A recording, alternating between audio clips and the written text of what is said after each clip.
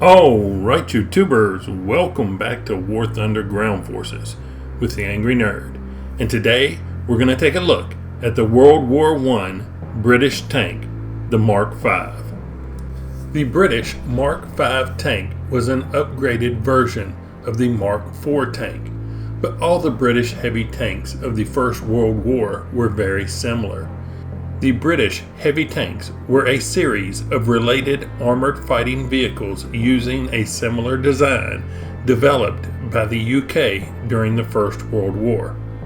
The Mark I was the world's first production tank, a tracked, armed, and armored vehicle to enter combat. The name tank was initially a code name to maintain secrecy and disguise its true purpose. The tank was developed in 1915 to break the stalemate of trench warfare. It was designed to survive the machine gun and small arms fire in no man's land, travel over difficult terrain, crush barbed wire, and cross trenches to assault fortified enemy positions with powerful armament, as well as carry supplies and troops. British World War I heavy tanks are distinguished by their shape, with high sides and tracks that wrap around the entire vehicle, designed to cross the wide, deep trenches prevalent on the battlefields of the Western Front. Due to the height necessary for this shape, an armed turret would have made the vehicle too tall and unstable. Instead, the main armament was arranged in sponsons on the sides of the vehicle. The prototype, named Mother, mounted a 6-pounder 57mm cannon and a Hotchkiss machine gun at each side. Later, subtypes were produced with machine guns only, which were designated females, while the original version with the 6-pounder was called males. The first production tanks were later known as the Mark I, after subsequent designs were introduced. To aid with steering, a pair of large wheels were added behind the tank. These were not effective and were subsequently dropped. The Mark I entered service in August of 1916 and was first used in action on the morning of the 15th of September 1916, catching the Germans completely unaware. 49 tanks were set to take part in the attack. Most of the tanks broke down on their way to the starting point. Others bogged down in the mud. When the attack commenced, only 15 out of the 49 moved into no man's land. The distant roar of engines and the clanging of tracks as the slow-moving hulks emerged from the fog. Their ability to take punishment and return fire had a psychological effect on the German troops, which fled their trenches. A few tanks managed to reach their designated objective, most of them being captured afterwards by the Germans. After-action reviews revealed that besides the mechanical breakdowns, the armor was also an issue. The 8mm armor plates were bulletproof. However, each round impacting the tank produced a mini shrapnel inside the hull, known as spalling, injuring crew members inside. The Mark II. The Mark II incorporated only minor improvements over the Mark I, with the Army declaring the Mark I still insufficiently developed for use. The Mark II would continue to be built, but it would be used only for training. The Mark II was built from December 1916 to January 1917, 25 male and 25 female respectively. Initially, 20 were shipped to France and 25 remained in Britain for training. As the promised Mark IV tanks had not arrived by early 1917, it was decided to ship the 25 training vehicles in Britain to France, where they were joined by the 20 Mark IIs already in France and 15 Mark Is in battle in April 1917. The Germans were able to pierce the armor of both the Mark I and Mark II tanks with their new armor-piercing machine gun ammunition. The Mark III. Like the Mark II, the Mark III was essentially a stopgap tank used for training, waiting the arrival of the upgraded Mark IV, the true successor to the Mark I. The Mark III used Lewis machine guns and smaller sponsons for the females. 50 were built. It was originally intended that the Mark IIIs were to have all the proposed new design features of the proposed Mark IV, as to train the new recruits for the Mark IV and V series. This is why there were two distinct training types, as the Mark II was little more than a slightly improved Mark I. However, the development of the new features for the Mark IV was so slow that it is unknown how many of these changes the Mark III received. The Mark IV, with the intended fundamental mechanical improvements for the Mark IV being postponed, the Mark IV ended up being merely a more heavily armored version of the Mark I. Its improved 12 millimeters of armor made it impervious to the German armor-piercing rifle bullets. In addition to its improved armor, it also featured a shorter-barreled version of the QF 6-pounder gun and smaller sponsons, which could swing inwards on hinges to reduce the width of the tank for rail transportation, where previous models had required partial disassembly to fit within the loading gauge. The Hotchkiss and Vickers machine guns were replaced by Lewis guns, which proved problematic, and the Hotchkiss was later readopted. It also featured rails on the roof which could carry an unditching beam, whose purpose was to help extract the tank if it got stuck in mud or trenches by attaching it to the tracks. The Mark IV went into production in May 1917 with a total of 1,220 being built, 420 males, 595 females, and 205 supply tanks. The Mark V. The Mark V was first intended to be a completely new design of tank. However, when the new engine and transmission originally destined for the Mark IV became available in December 1917, the first, more advanced Mark V design was abandoned for fear of disrupting the production run. The designation Mark V was switched to an improved version of the Mark IV. The tank was improved in several aspects over the Mark IV, chiefly the new 150 brake horsepower engine, transmission, and new steering system.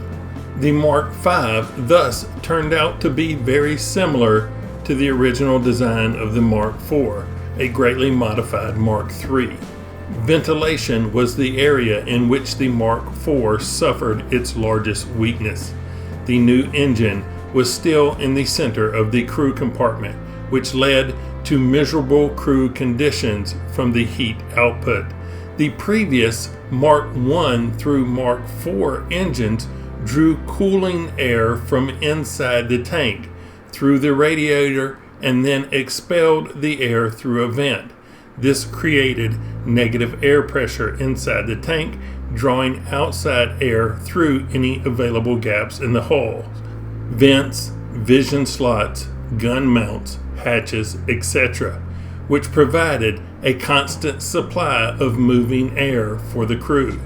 In contrast, the Mark V engine drew air from outside the tank across the radiator and then expelled the air outside through a vent, which left the air in the crew compartment trapped inside with the crew, hot from the engine, stagnant and full of gun smoke. This caused many crewmen to grow ill, and in the most extreme cases was enough to render them unconscious. Either way, the crew was practically unfit for combat within a few hours. The only ventilation for the crew compartment, other than the drivers' and gunners' viewports, was a roof-mounted Keith fan, but it was inadequate for maintaining a stable supply of clean air for the crew. An extra siding shutter was later fitted, which drew foul air out of the fighting compartment, which was thought to have made some improvement. The Mark V was first deployed on the Western Front in July 1918. 400 Mark Vs were produced in total. The Mark V also had two additional variants. The Mark V Star, or Asterisk as it is written, was a Mark IV cut in half, with 3 extra panels inserted in the hull, lengthening the entire hull by 6 feet. 3 vehicles were modified in this way. The extra space allowed for up to 14 men to be carried in addition to the standard crew. The Mark V 2-star, or double asterisk as it is written, was because the Mark V had been lengthened. Its original length and width ratio had been spoiled. Lateral forces in a turn now became unacceptably high, causing thrown tracks and an enormous turning circle. Therefore, it was redesigned in May 1918 with a stronger curve to the lower track run, reducing the ground contact, and the tracks were widened to 26.5 inches. The Mark V's engine was also bored out to give 225 horsepower, 168 kilowatts, and positioned further back in the hull. Now, in War Thunder Arcade, the Mark V is a rank 1 medium tank in the British tech tree with a battle rating of 1.0. It has a 286 horsepower engine propelling the 30-ton vehicle to a top speed of 5.3 miles per hour. Its main armament is a 57mm 6-pounder Hotchkiss Mark I cannon ×2 with a maximum ammo load of 282 rounds. Its secondary armament consists of 4 8mm Hotchkiss Model 1914 machine guns. Now, I have it assigned to an expert crew with a crew level of 150, which gives me a reload of 3.2 seconds on the 57mm cannons. Now, I know these World War I vehicles are just a novelty and we shouldn't be too critical, but we should still evaluate them, correct? So what do I think of the Mark V here in War Thunder Arcade?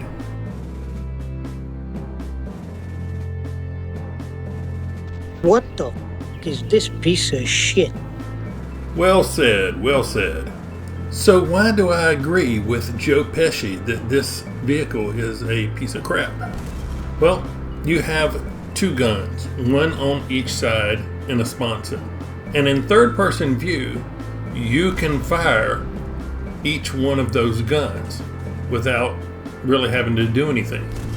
You just look over or wait for the gun to align, and although the aiming is not great, you can fire from either side. But when you switch to the gunner's view, right, now I'm looking out the right sponson and I can aim, but when I try to go to the left, right, it doesn't automatically transfer over to the left sponson.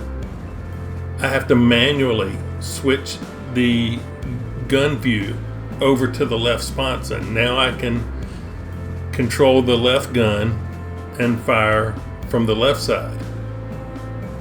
That is a huge problem, at least for me, being able to do that. Can't go back to the right, right? Have to manually take my hands off the keys that I normally use to switch over to be able to aim with the gunner's view, the right sponson. So yeah, this is one of the biggest issues for me. Now, another issue is the fact that the ammo is not all that great in this vehicle. This is a Panzer II, right? really not having that much effect on the Panzer II. So besides the fact that it's hard to aim at vehicles, when you do get to aim at them and can shoot them, sometimes you do little to no damage with these guns. So yeah, that's a main issue for me.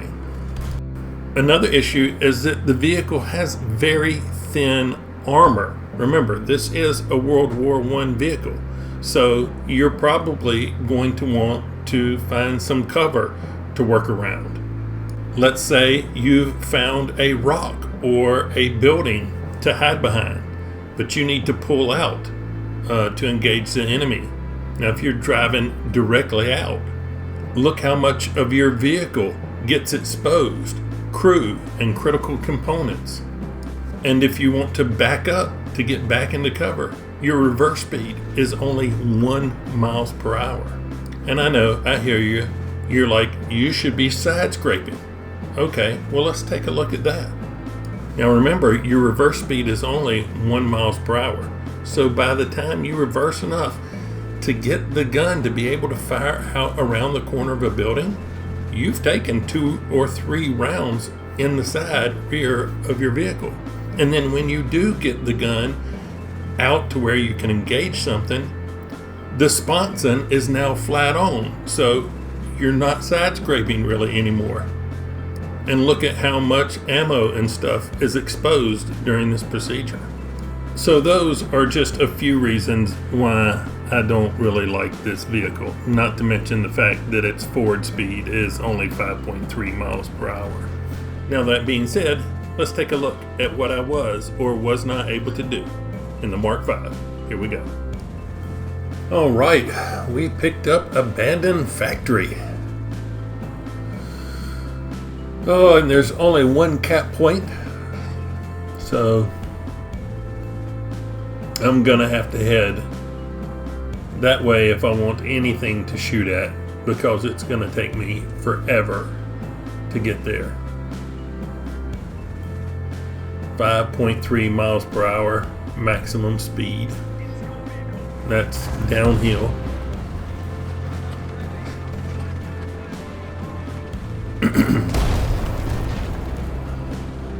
And I don't know what it is about driving these World War I vehicles, but people like to get in front of you and just like stop or, try to block your progress. And so it's not like these vehicles aren't slow enough already. I don't understand. Are they just mad because you've brought a World War I vehicle into the game and they think you're not going to contribute or something? I don't know what it is, but I have had that happen a lot, way more than I do just when I'm spawning in regular vehicles. And I have somebody try to push me almost every game. I mean, if you're watching this video, when people push you, it really doesn't increase the speed. It just delays that person from getting into the fight. I mean, I appreciate the fact that they're trying to help, but it really doesn't. I just have to be tag along Charlie and, oh, shoot. Okay, well, at least I did some damage.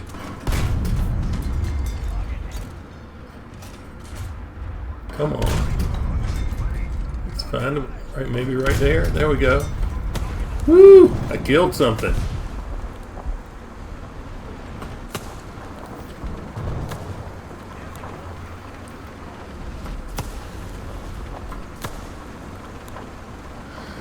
I still got a long way to go before I can get to anywhere close to the cap, but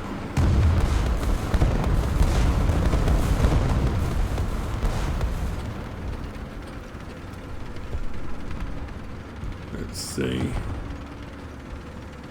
I go right there. Oh, shoot. Oh, He took out my gunner, and his armor is going to be too thick for me to deal with, so I just have to slowly run away. Hopefully somebody can help me. And I need to switch guns.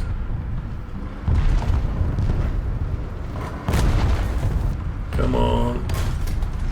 Reload, reload, reload. Come on. There we go. Okay, an SU-51.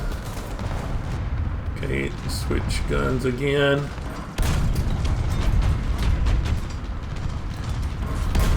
Come on. Really? I didn't penetrate right there? Come on.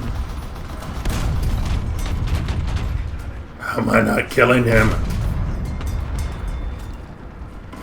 There we go. Good Lord.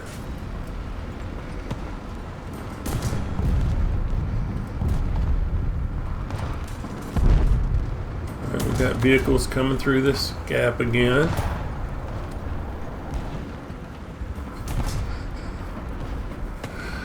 Oh, there's an air battle. I can do much more damage in an air battle than I can in this thing, so I have to take it when I see it. Oh no. All my surrounding friendlies just got killed, and got 3 vehicles not too far away from me. 2 enemy fighters coming. I just need to see if I can kind of try to keep these guys off of me here, so let's drop some there, and maybe that Panzer III, I don't know.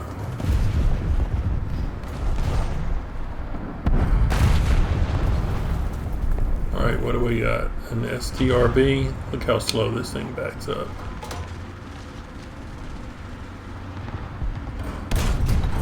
Oh, come on. Took out my gunner.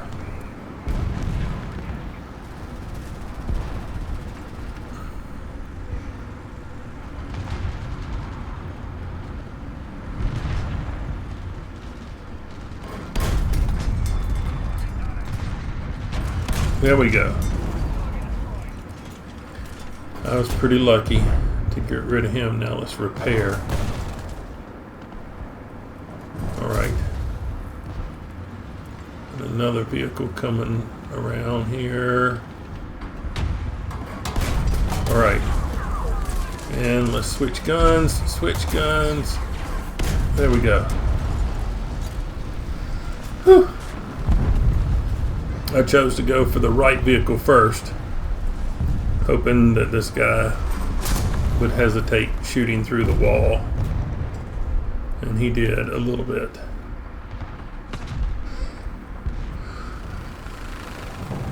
So I've only got 1 crew member on each gun. Oh, another air battle.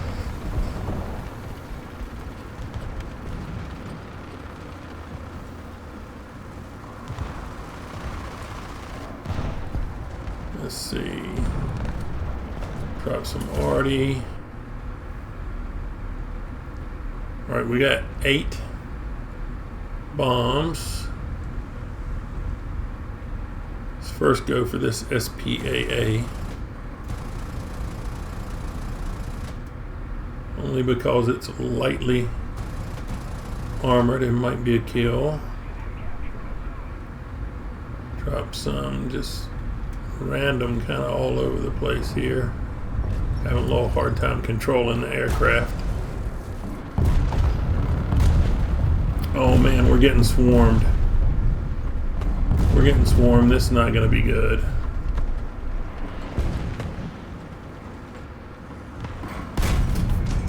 Come on. There we go. Oh, I didn't do anything to him. Oh, shoot. Oh, this is bad. Trying to switch to the other gun. I got nothing for this guy. Let's try the Panzer III maybe. Nope. I'm totally screwed. There we go. 7. 7 vehicles. Well, there's a little bit of time left, so let's go ahead and go out in another vehicle. We'll use a backup.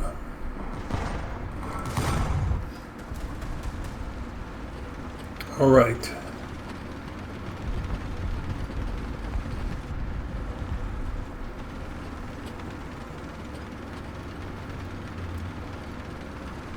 Somebody's inside this building here.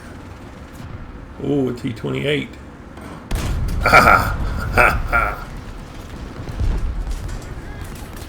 There's that FMC there, or FCM. I don't know what it is. Oh, T-26. Got my engine.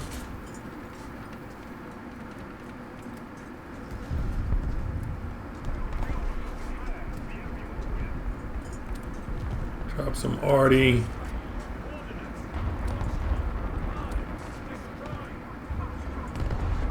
Oh. Dang it.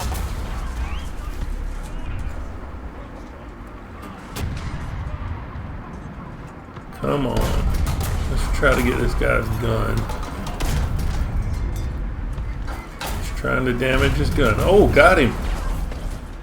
There we go.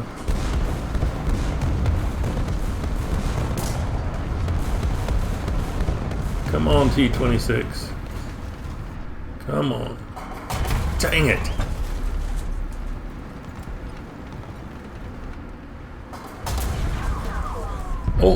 Oh, keep backing.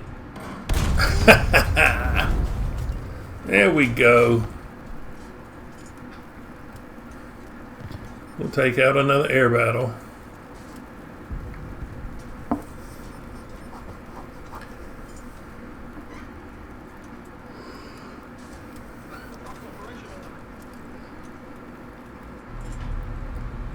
All right. We got 8 bombs.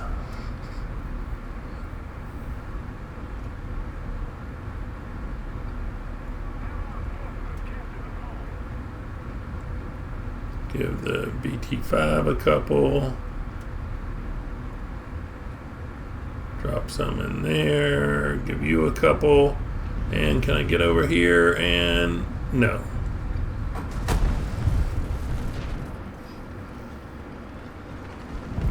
Alright. I don't think we got anything with that bombing run.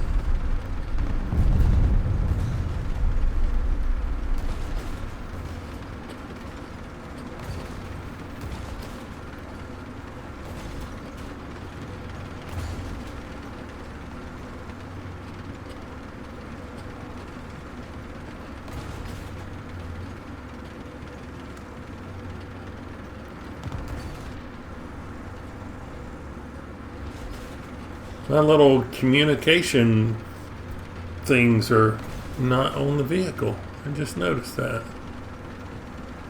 Maybe they got blown off or something. But we did win, so that's a bonus. Let's take a look at what we did. Picked up another camo. Alright, professional. Multi-strike, adamant, Avenger, eye for an eye, tank rescuer, without a miss, best squad, heavy metal fury. First place in the team, 10 targets destroyed, 96% battle activity. But we did die once, so yeah, didn't make 10 with one vehicle, so oh well. Let's see what BR were we actually facing here.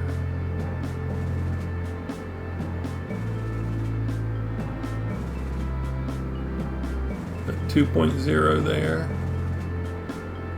So yeah, it was a 2.0 game, so alright. Alright, we picked up Kuban.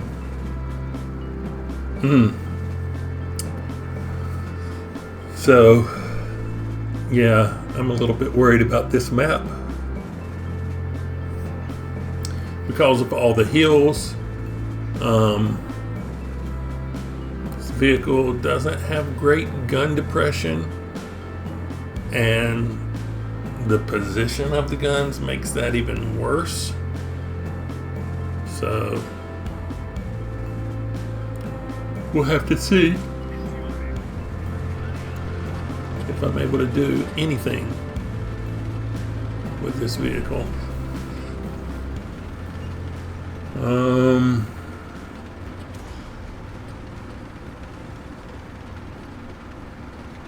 Yeah, we are rocking it at 5 miles per hour.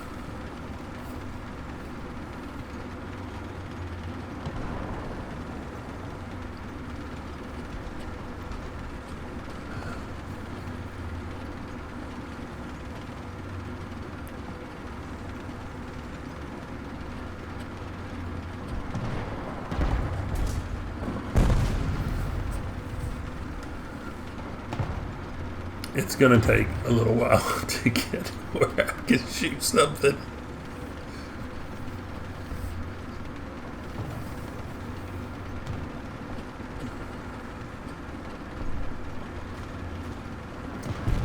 I think when I get up here to where the shadow is of the tree, I'm kind of gonna cut through that little low point on that hill there. I'm not gonna go left like I normally would.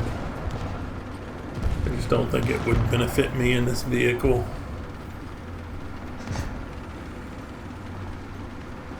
Maybe I can go up here where this Lorraine and stuff is, and see if I can get a shot on something. I don't know, we'll see. Maybe peek here at the edge before I commit.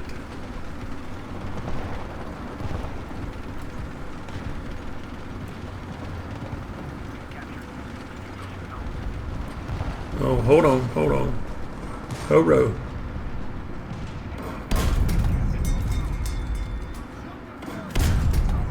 There we go.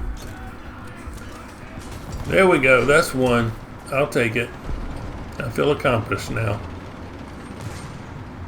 Lots of enemies there on the cap.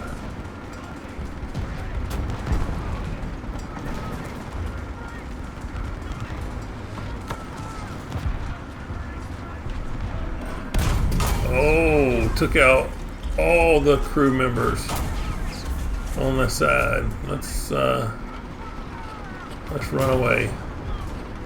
And backing out is not going to work. Backing out is just way too slow.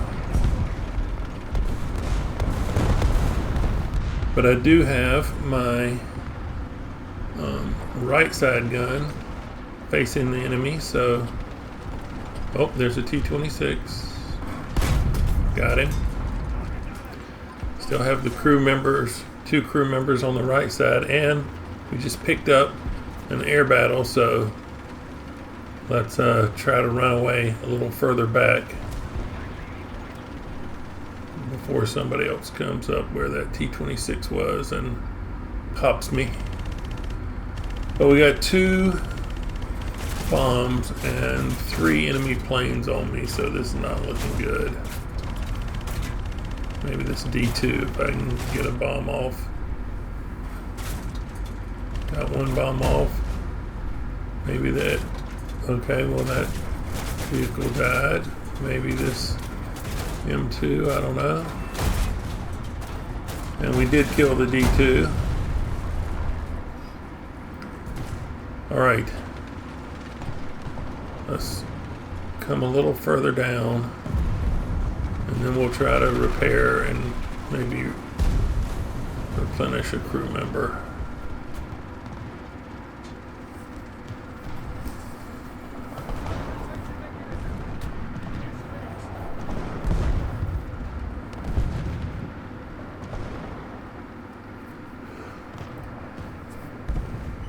It looks like we're doing okay. We have the A cap, but there is an enemy close to it. We have a good number of people on the B cap. And we have the C cap with friendlies between their spawn and the C cap. So we have 2 alive gunners on the left side and 2 on the right side. Nobody in the rear machine gun.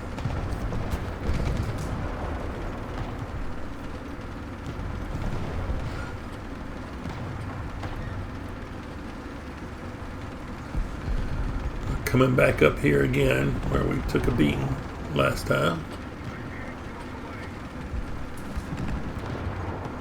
It's an M2A4 over there. Let's see. Oh wow, I overshot. Got him. But I did lose a gunner on this left gun. Panzer 35. Come on.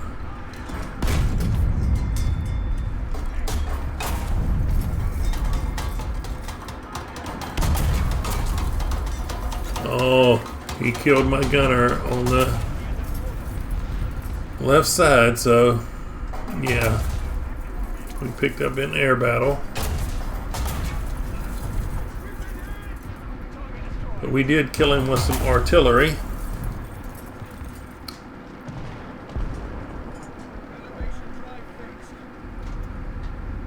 We're back in the air with 2 bombs.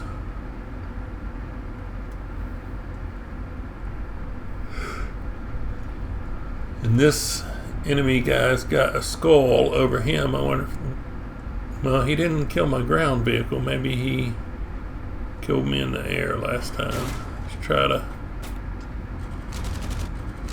give myself some backup over here.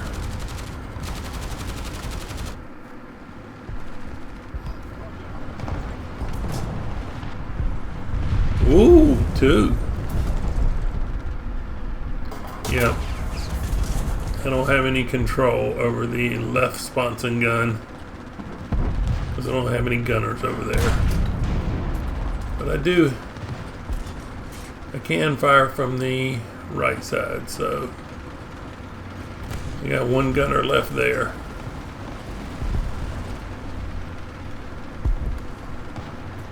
Oh, what do we got here? Gotcha. And the game is over. We survived. But we didn't quite make 10. Didn't quite make 10. But we did get 2nd place in the team. Ground Force Rescuer. Rank does not matter. Without a miss. Adamant. Double Strike. Tank Rescuer. Avenger. Base Defender. Professional. Final Blow, Survivor, Balancer, and Heavy Metal Fury. 9 kills, 91% battle activity. 2nd place in the team. I say that's not bad for this piece of crud, but we'll see. So yeah, the British World War I tank, the Mark V. Not my favorite. I hope you can appreciate the torture that I endured on your behalf making this video. Anyhow, if you've liked this look at the Mark V, hit that like button. If you didn't, don't. Subscribe if you would. But as always, thanks for watching. I really appreciate it. Nerd out.